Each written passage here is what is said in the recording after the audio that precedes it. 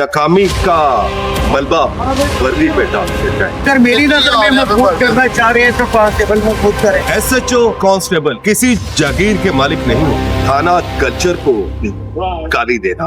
अपनी जेब से मोटरसाइकिल में पेट्रोल डाल के पेट्रोलिंग करता है, ये बात हकीकत है। मर्डर होता था जब वो अपने हाथों से लिखता था ना, उसको पता होता था मेरे इलाके में बस्ता बे के बदमाश कितने हैं, मेरे इलाके में मंशियात दोस्त कितने हैं, मेरे इलाके में इश्तिहारी कितने हैं, मेरे इलाके में डाकू कितने। थाना कल्चर बदलना है तो पहले ये बदले। कांस्टेबल की तनख्वाह, ड्यूटी के औकात, रहाइश का निजाम, इलाज का बंदोबस्त और बच्चों की तालीम और वर्दी इस शहर में सबसे सस्ती है। अजीज वालेकुम जी, आज हम जिस जगह मौजूद हैं ये थाना पुलिस स्टेशन है, जहां पर हमारी मोहतरमा मरियम नवाज शरीफ ने थाना कल्चर को चेंज करने के लिए मुतअद्दिद अहकामात को जारी कर दिया। लेकिन सवाल यह है कि थाना कल्चर बदलने का शौर इसलिए नहीं मचाया जा रहा कि इंसाफ को बेहतर किया जाए, बल्कि इसलिए मचाया जा रहा है कि नाकामी का मलबा वर्दी पे डाल देता है। आज सबसे आसान काम जो है थाना कल्चर को गाली देना, और सबसे मुश्किल काम है थाना चलाने वाले इंसान को समझना। एसएचओ कांस्टेबल किसी जागीर के मालिक नहीं होते, ना तो उनकी किसी किस्म की विरासत होती है, अगर होती है तो वो अपनी वर्दी की विरासत में महसूस होता है। अगर वो होते हैं तो अपने वर्दी के वारिस होते हैं, और वर्दी इस शहर में सबसे सस्ती है। बल्कि ये जो थाना कल्चर में जो नौजवान दिन रात मेहनत करते हैं, किसके लिए? लोगों की जानो माल को तोहफा देने के लिए 24 घंटे अपनी। अगर वाकई थाना कल्चर बदलना है तो पहले ये बदलें। कांस्टेबल की तनख्वाह, ड्यूटी के औकात, रहाइश का निजाम, इलाज का बंदोबस्त और बच्चों की तालीम और मोटरसाइकिल का पेट्रोल सबसे पहले यह। अगर सब कुछ ना बदला गया तो थाना कल्चर नहीं बदला जाए, सिर्फ बदलेगा तो फिर मारी का बकरा। मैं अपने नाजरीन को यह बताता चलूं कि असल सवाल जो है थाना कल्चर बदलना क्यों? क्या इसके लिए पुलिस वालों को सहूलत दी जाए? क्या इसके लिए पुलिस को कंट्रोल में रखा जाएगा? या इसलिए कि शरीफ शहरी को इंसाफ ऐसे अंदाज से दिया जाएगा? या इसलिए कि एक एसएचओ को हर वक्त खौफ के दायरे में रखा जाएगा? थाना कल्चर है क्या? हम अपने नाजरीन को ये सब कुछ बताएंगे अपने इस प्रोग्राम में कि मोहतरमा मरियम नवाज शरीफ ने जो थाना कल्चर बदलने का अज़म जो उठाया है, और हमारे नए आईजी जिन्होंने हदफ तो अहकामात को मान तो लिया, क्या ये इंप्लीमेंट हो सकेगा कि नहीं? क्या शरीफ शहरी को इंसाफ मिल सकेगा कि नहीं? क्या इस थाने में मौजूद पुलिस कांस्टेबल से लेकर एसएचओ तक, जिनके ऊपर लायबिलिटीज, रिस्पॉन्सिबिलिटीज, जिम्मेदारियां इस हद तक ज्यादा है कि वो अपने फराइज क्या हकीकी मायनों पर अदा करने पर कामयाब हो सकेगा? क्या जुराइम पेशा लोग जो कभी थाने के गेट से गुजरते थे तो उनकी टांगे काम, लेकिन आज इस थाने कल्चर को तब्दील करने के लिए मोहतरमा मरियम नवाज शरीफ ने अहकामात तो जारी कर दिए और थाना कल्चर तब्दील करने के ऑर्डर्स जारी कर दिए। क्या वाकई ही ये पैनिक बटन जो सुर्ख रंग का थानों के बाहर, थानों के अंदर लगाया जाएगा, क्या इससे आम शहरी को या शरीफ आदमी को इंसाफ मिल सकेगा? इंसाफ मिले या ना मिले, लेकिन एक चीज जरूर मिलेगी, ये पैनिक बटन ये साबित करेगा कि एक ड्यूटी पर मामूल इंस्पेक्टर, एसएचओ और कांस्टेबल उस पैनिक बटन के क्योंकि शरीफ इंसान तो थाने का रुख करता नहीं, और बदनामे जमाना शख्स जो है, जो कभी थाने के बाहर से गुजरते वक्त उसकी टांगे कांपा करती थी, लेकिन इस पैनिक बटन ने एसएचओ के कमरे में पहुंचकर वो कुर्सी पर बैठकर टांग पे टांग रखकर अपने मुतालबात वकील की मद में मनवाने पर मजबूर हो जाएगा। ये कैसी इस्लाह है जिस पे तनख्वाह नहीं, थाना नहीं बदलता, छत ठीक नहीं, गाड़ी नहीं मिलती, अगर मिलती है उसमें पेट्रोल, अगर पेट्रोल नहीं होता तो वो शख्स, वो कांस्टेबल, वो एसएचओ जिसने रेड के लिए गाड़ी से यार, मगर अफसोस वो अपनी पॉकेट से पैसे दे और पेट्रोल गाड़ी पे डाला दे, और ना ही उसको स्टॉप होता, और रही सही कसर 24 घंटे उन पर मामूल रहने के बाद वो बेचारा पुलिस में मलूस पुलिस कांस्टेबल की नींद तो पूरी होती नहीं, ना अपने बच्चों की देखभाल भी कर सकता है और ना वो अपने बच्चों से प्यार कर सकता है।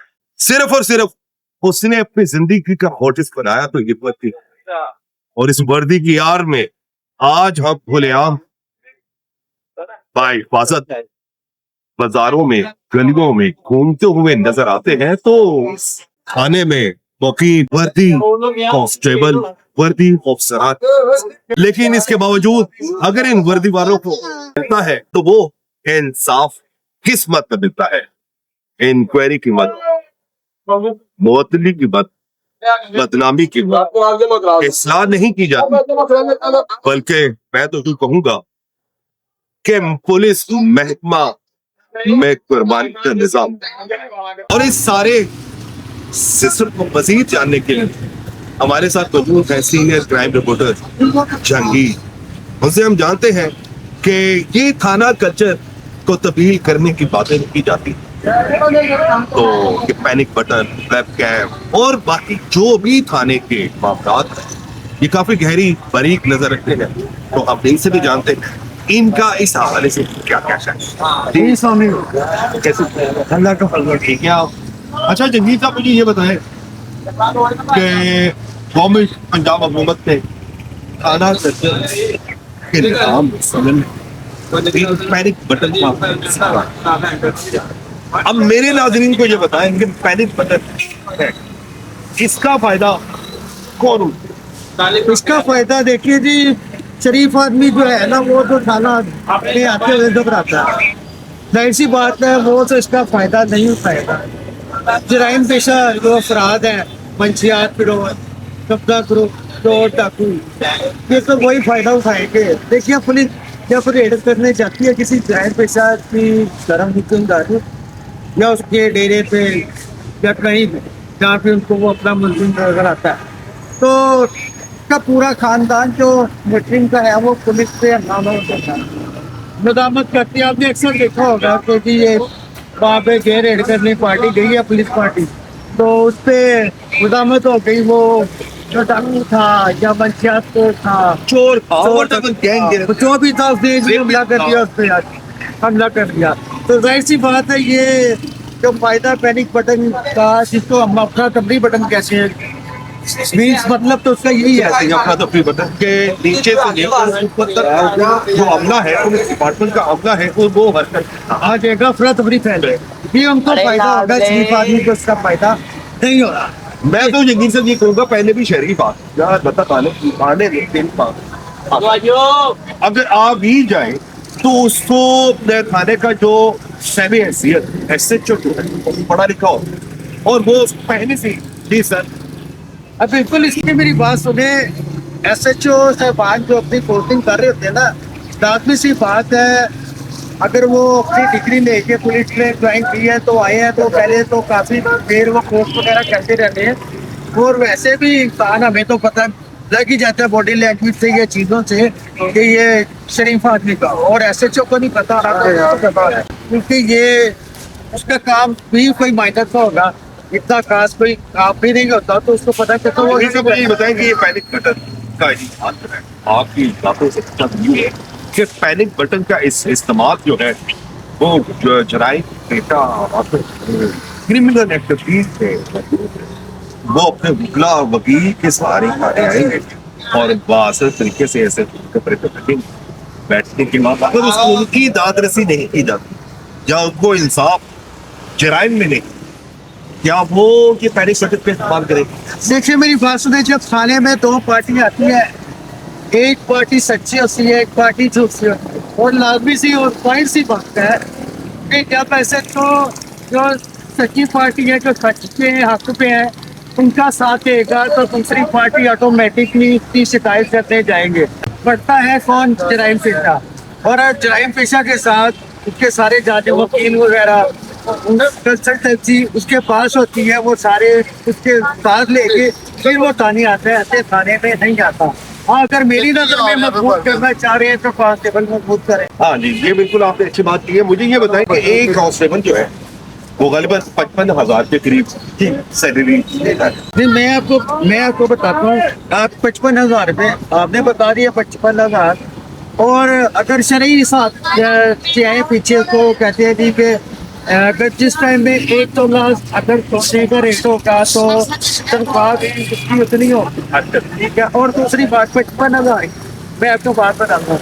55,000 में कांस्टेबल ने, अगर तो वो लाहौर में रिहायशी है, बहुत कम है, ज्यादातर बाइट सिंह है, और उसने यहाँ पे रेंट पे रह रहा है। उसका रेंट कितना देखा जाए तो मेरे ख्याल से आजकल के दौर में 15-20 हजार का रहता है। लेकिन उसकी जो स्लिप आती है उस स्लिप में उसका रेंट जो अकाउंट किया जाता है वो 2500 रुपये, खाली कुछ 2500 रुपये ये है। कोई वॉशिंग का मेरे ख्याल से 1500 एक 150 है। अब 55,000 में उसने अपने बच्चे हैं इसके अगर 2 या 3 तो वो भी स्कूल जा रहे हैं। ठीक है। उसके बाद उसने घर का रेंट भी देना है, उसने बिजली का बिल भी देना है, उसने गैस का बिल भी देना है, उसने वासा का बिल भी देना है। टोटली बिलों के बाद उसने फिर जब ड्यूटी पे आना है तो अपनी बाइक पे अगर वहाँ पे चल रहा है तो उसने पेट्रोल डलवाना है, फिर उसने ड्यूटी भी करनी है, पेट्रोलिंग भी करनी है। जंगीर साहब, मुझे मेरे नाज़रीन को ये बताएं कि उस कांस्टेबल को किसी का पेट्रोल नहीं दिया जाता? नहीं, पेट्रोल वो अपनी पॉकेट से डालता है, अपनी जेब से डालता है।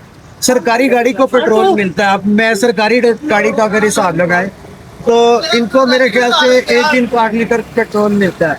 अगर एक वो आपका इलाका है वो बागा मंडी थाना या कुंदर थाना, और इनका पेट्रोल इनको जहाँ से मिलता है रिफिल होता है वो मुगलपुरा का इलाका है।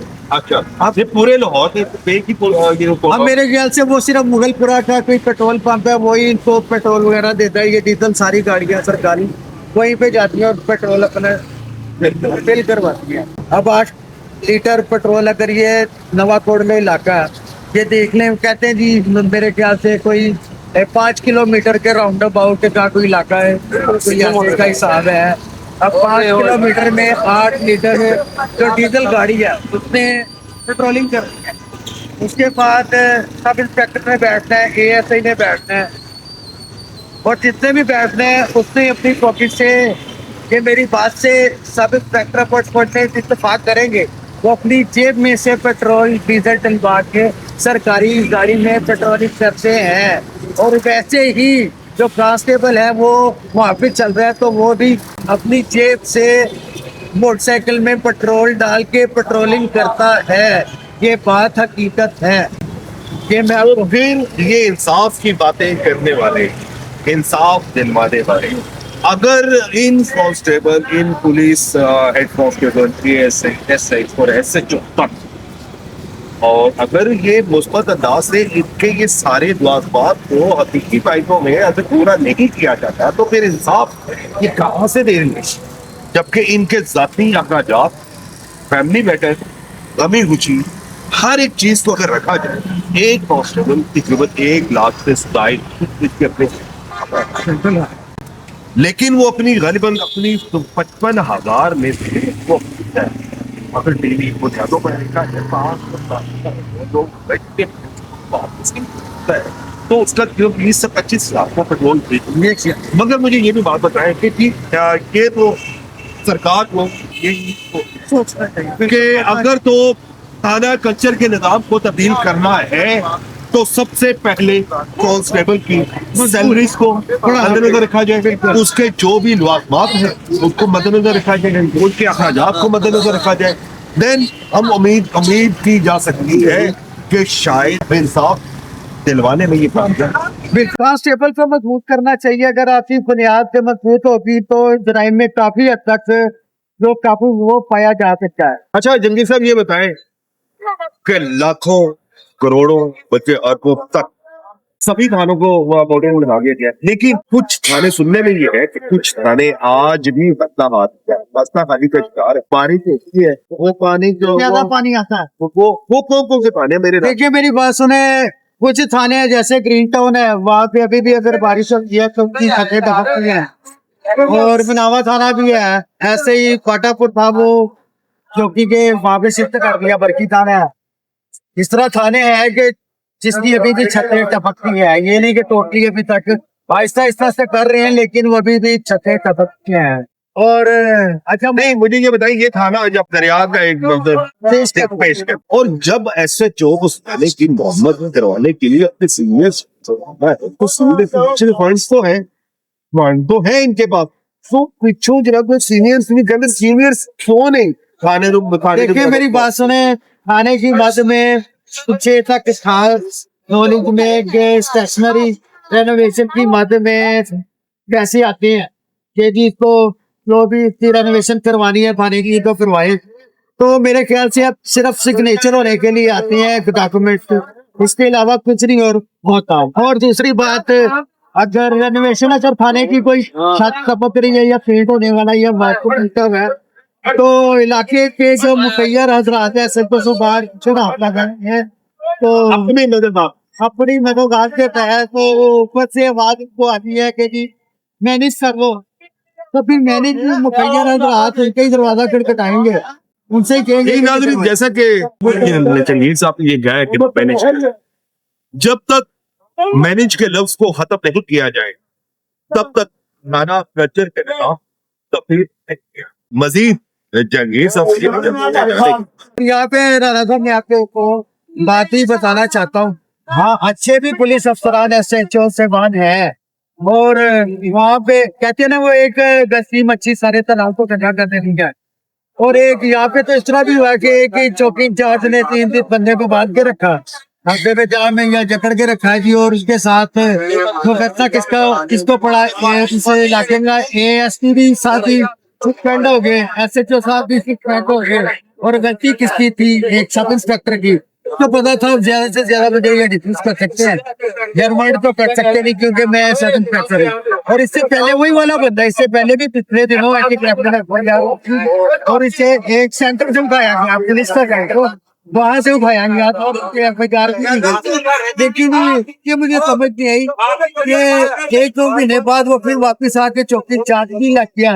इस बात की भी मुझे ये समझ नहीं कि मैनेज हो, हाँ ये भी आप कह सकते हैं कि जी मैनेज हो गया वो। और दूसरी बात इनमें एक बड़ी जो मेरी नजर में चीजें थोड़ी सी डिजिटल लाइफ को बाने को की है, इससे पहले मैं सब अपने हाथों से रजिस्टर वगैरह मुआवजा लिखता था। तो ये बात आपकी अच्छी है कि एक मुंशी थाने का मुंशी थाने की माँ, और एक मुंशी को जब वो लातदाद एफआईआर को अपने हाथों से लिखता था, उसको पता होता था कि महीने की मैंने कितनी एफआईआर किस 365 की कितनी है, 302 की कितनी है, हाँ 13 रुपए की कितनी है, मुतद्दिद एफआईआर के बारे में उसको इल्म। लेकिन जब से ये फ्रंट डेस्क आ चुका है, डिजिटलाइज हुआ है, जैसे ये हो चुका है, सुनने में ये आया है कि ये में बैठे होते हैं तो बात ये अपने आप को पुलिस वाले कंसीडर करते ही नहीं, बिल्कुल समझ। इसकी क्या रीजन? इसकी रीजन ये है कि वो अपने आप को कंप्यूटर ऑपरेटर समझते हैं, उनका काम है कि वो उनको एफआईआर वगैरह जो भी है उन्होंने वो टाइम करनी है या फीड करनी है, या रिकॉर्ड जो है वो फीड करना है या डिजिटल करना है अपना मिसले वगैरह चलान वगैरह वो, तो उसके बाद इसका काम खत्म हो जाता है। वो ड्यूटी करते हैं सुबह 8 से 4 बजे या 4 से 5 जो भी उनकी शिफ्टें हैं वो करते चले जाते हैं। इससे पहले ये होता था कि मुहर्रर होता था, जब वो अपने हाथों से लिखता था ना उसको पता होता था मेरे इलाके में बस्ता बे के बदमाश कितने हैं, मेरे इलाके में मंशियात कोष कितने हैं, मेरे इलाके में इश्तिहारी कितने हैं, मेरे इलाके में टाकू कितने हैं, मेरे इलाके में कपड़ा माफिया कितने हैं, मेरे इलाके में कोठी खाने कितने हैं, मेरे इलाके में फ्रॉडिये कितने हैं, उनको हर चीज का पता होता था।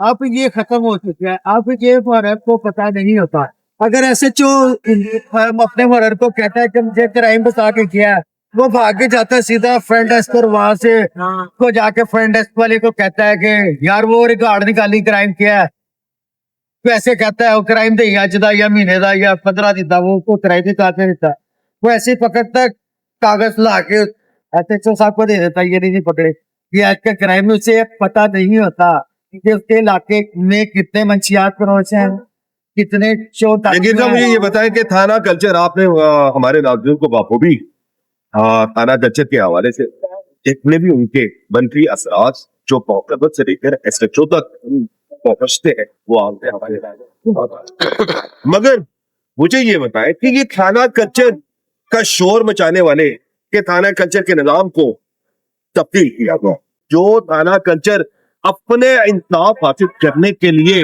दर बदर की ठोकरें खाने पर मजबूर है वो किसी को क्या इंसाफ देगा। अब जबकि थाना culture panic button web camera आ जाएगा वेब कैम और इसके अलावा नात चेंजिंग हो देखिए राणा क्या इन तब्दीलियों की वजह से थाना कल्चर का निजाम बेहतरी तो नजर नहीं आता इसको बेहतर किस अंदाज से लिया जा सकता है।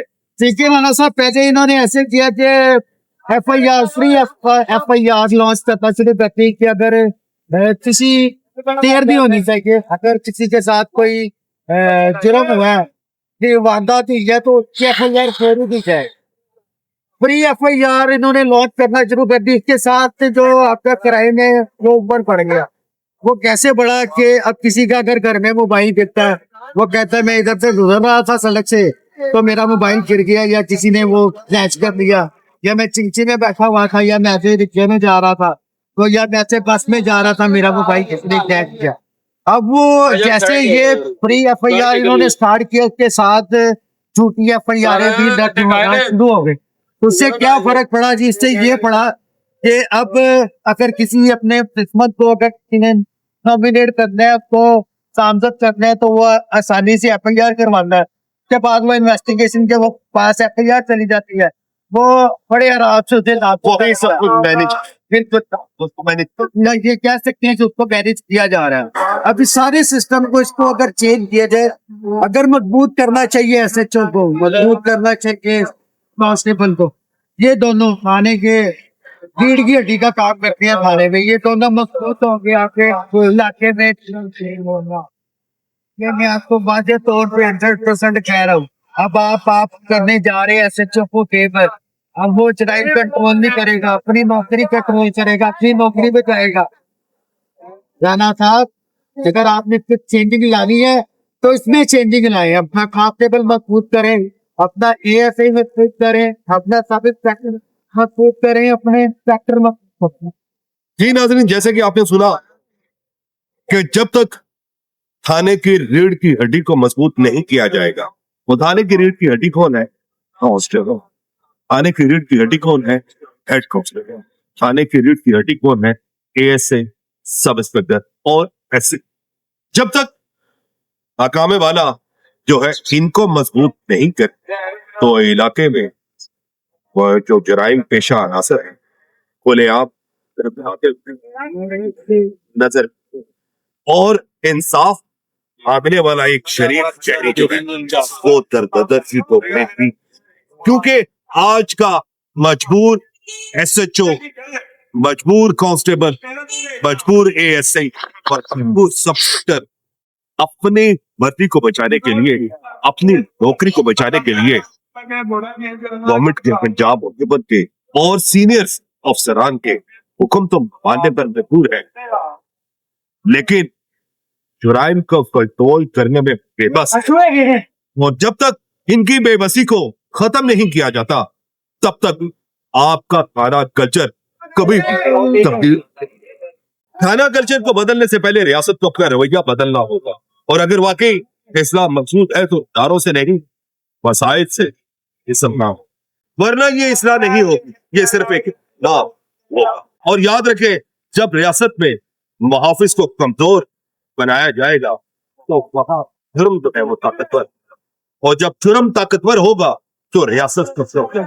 और मेरी मोहतरमा मरियम नवाज शरीफ से एक अम्बर रिक्वेस्ट है थाना कल्चर को तब्दील करें पर रीढ़ की हड्डी के पास को जब तक ये मजबूत नहीं होगी खाना कचर किसी भी हाल में मत पूछो। इसके साथ ही अपने मेजबान हैदर राना को इजाजत दें।